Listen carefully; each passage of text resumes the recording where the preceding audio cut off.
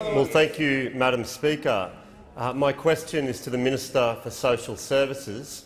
Will the Minister please inform the House of steps the government is making to make pensions fairer and more sustainable for all Australians, but especially those pensioners in my electorate of Petrie? I call the Honourable Minister for Social Services.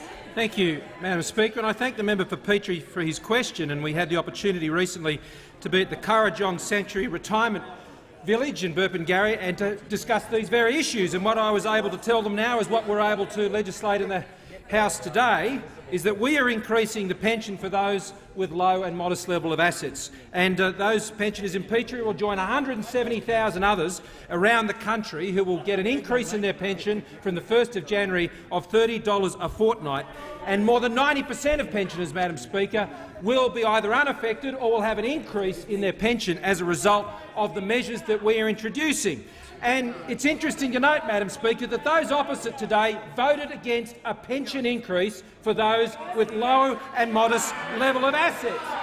But it wasn't only that happened, Madam Speaker, as we read in The Australian today, as Labor tossed and turned over these issues, that the dynamic duo that now forms their economic team, the member for McMahon and the member for Watson, were rolled in the shadow ERC, Madam Speaker, over this. So the special brand of genius that they both brought to the immigration portfolio, Madam Speaker, they have brought to their economic team. And if they can't manage to run an argument in the shadow ERC, Madam Speaker, well, how can they actually pretend to the Australian people they could run one in the actual ERC?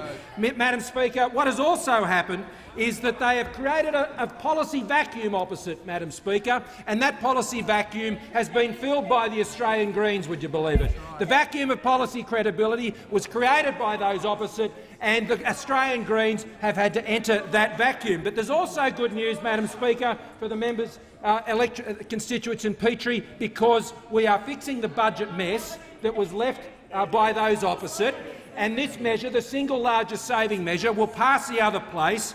And those opposite in the debate were wondering why this was now necessary. Now, the member for Lilley would know, because he is the one that gifted us the fiscal mess. I noticed the member for Lilley was with Dasher this morning down at Aussies. Maybe they were rehearsing a reenactment for episode 4, Madam Speaker. But they are in denial, Madam Speaker, about the fact that they've created this policy vacuum and the Greens have filled it. But if they're serious, if they're very serious about their opposition to the bill that they voted against today, they can fix it.